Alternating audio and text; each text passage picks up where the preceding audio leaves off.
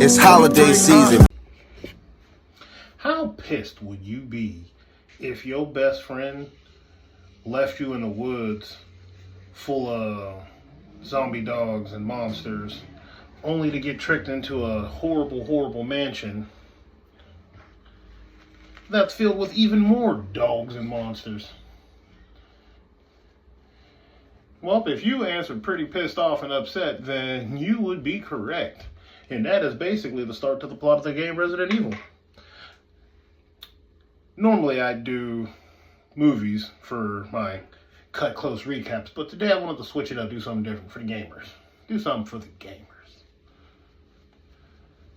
So we're going to be talking about Resident Evil, specifically the remaster that came out in the early 2000s of the very first one, the remake that started it all, which by the way was absolutely awesome. It was awesome. They took everything that was great about the original Resident Evil and just made it that much better. The controls were easy to adapt to for people who already played the game and for people who are new to the game. The cinematics, they captured everything that was creepy about the original and just made it that much better. I'm going to overlay the opening scene with the zombie that ate up Kenneth. But, once again, I digress. We gonna get into it. So the game starts, Alpha Team is investigating the disappearance of Bravo Team. There are two separate members, two separate teams for the Raccoon City Police Department, the STARS Division. Special Tactics and Rescue. Their equivalent of SWAT. They go out to the woods, they're looking for their missing teammates and comrades, and they come across a downed helicopter. So as they're investigating, they're attacked by a group of wild dogs. Well, what they thought were wild dogs. Turns out, they're horrifying zombie dogs.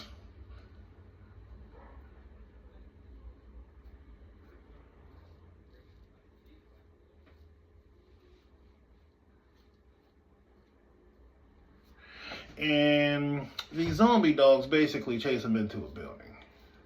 Sorry for the long pause, but you'd be surprised how many times while talking, I end up nicking that area. And we don't want that today. So, if you see a long pause, it's just because I'm trying not to slice myself. Your boy's kind of conscious about that. But anywho, the dogs chase them into a mansion. Now, as they get into this mansion, they more or less have to discover their way. They found their way in. They can't go out the way they came in, which doesn't make sense to me because they definitely could have. But I digress.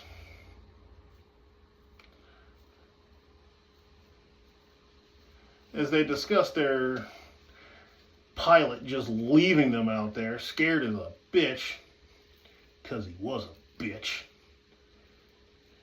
They end up in this mansion. They're solving puzzles, finding their way around, discovering all sorts of horrifying horrors. From corpses to zombies to dogs to birds to specialized, I don't even know what the hell you would call Lisa Trevor. I'd say a zombie, but she was on some other stuff. But yeah, they're left to deal with all sorts of monsters and snakes and everything.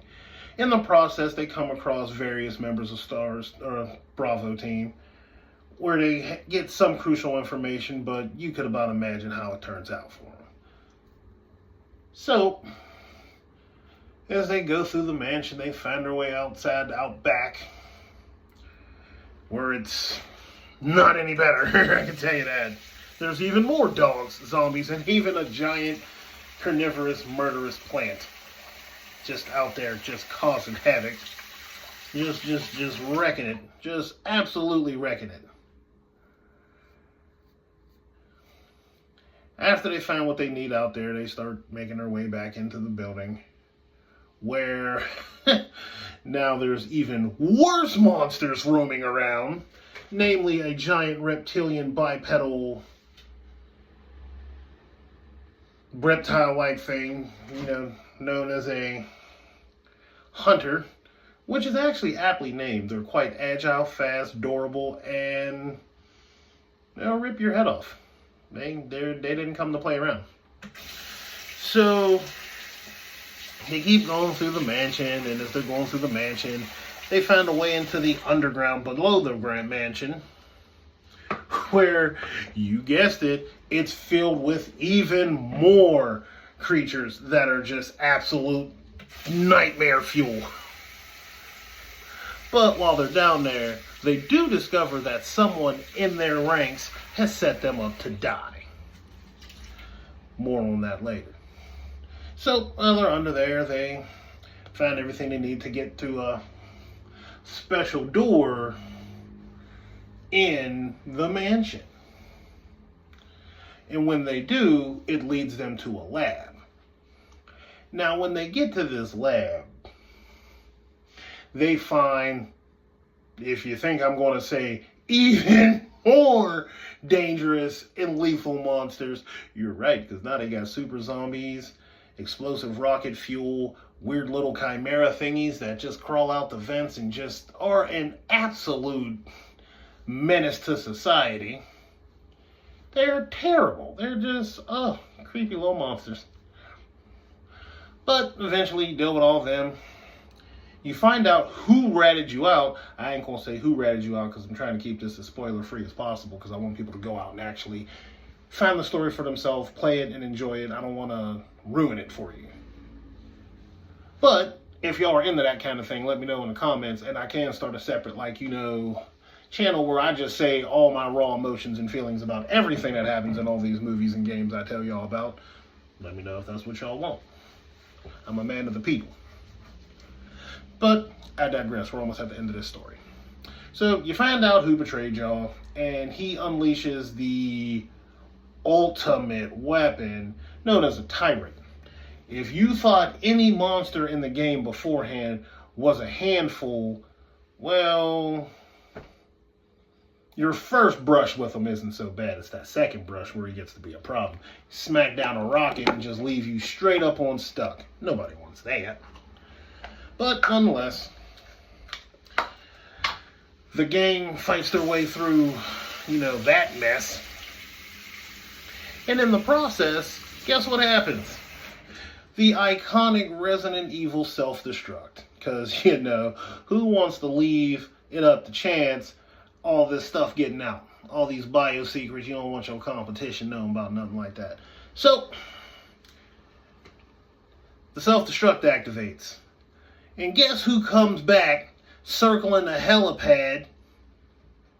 It's your chicken-hearted ass pilot.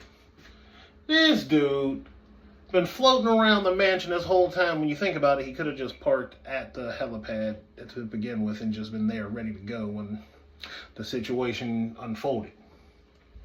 But, again, I digress. So, you beat the tyrant. Y'all get in the helicopter, fly away. Everything blows the hell up. Which, definitely, they set a trend for all their games, but it's so iconic you don't even really get mad. You kind of just enjoy it for what it's worth. But, nonetheless, top tier game. Definitely 5 out of 5 blades, because the Resident Evil series is cherished, especially by gamers from my age, older, younger. It's Resident Evil. We all appreciate a good Resident Evil game. And, if y'all like this one, I'm going to definitely do the second one, and the third one, and the fourth one. I don't know about Code Veronica. That one was a little iffy for me, but I could always go back and play it because I just enjoy playing these games and doing these videos. So, ending analysis, Resident Evil, especially the remaster, has been a pivotal game in the horror genre, not to mention just in gaming as a whole. It's one of the first games I can remember like actually memorizing like the lines, hearing the music, the sounds, just everything the game has to offer as a form of entertainment. It's very, well, I would say very slept on game, but everyone knows about it. Nonetheless, if you've never played Resident Evil, I suggest, I mean, you could go back and start with the original Resident Evil on PlayStation, but if you're just looking for a very unique experience as a whole, play the remaster of Resident Evil. Everything that was in the original Resident Evil is there. It's just enhanced to be made better. Like I said, 5 out of 5 blades. It's a phenomenal experience. If you never played it, go ahead and play it. I will say, if you got balls of steel, play that shit in the dark with them headphones on while you're the only one home. I guarantee you ain't making it too far past the intro unless you are really just that diehard. Because I'm telling you now, I wasn't. I turned it off. I cut them lights on quick after a couple of good jump scares. Oh, hell no. Click. But that was a long time ago. Now I know what to expect in the game. Nonetheless, if you enjoy these, check out my other videos. And don't worry, we're going to have more gaming stuff in the future. We're going to have more movie stuff in the future. And I'm looking at adding in books because me and my partners is reading The Moment the Man Demands by Jason Wilson. It's a good read if you struggle with, you know, feeling like you're not doing enough or you're not man enough or anything like that. I definitely advise you pick up that book. My man's, he has some very good advice in there. You can definitely tell he lived it, but that's a different video for a different day. As always, I'll put the link to the product that I use to shave with, this Clubman Pinot Classic Shave Soap. I really can't say enough good things about it. Like, it works. It's so easy. You don't even necessarily have to use a bowl if you don't want to. You could just whip it up on your face. It saves time and effort if you're in a rush. But, as always, stay sharp, and I'll catch y'all on the next one.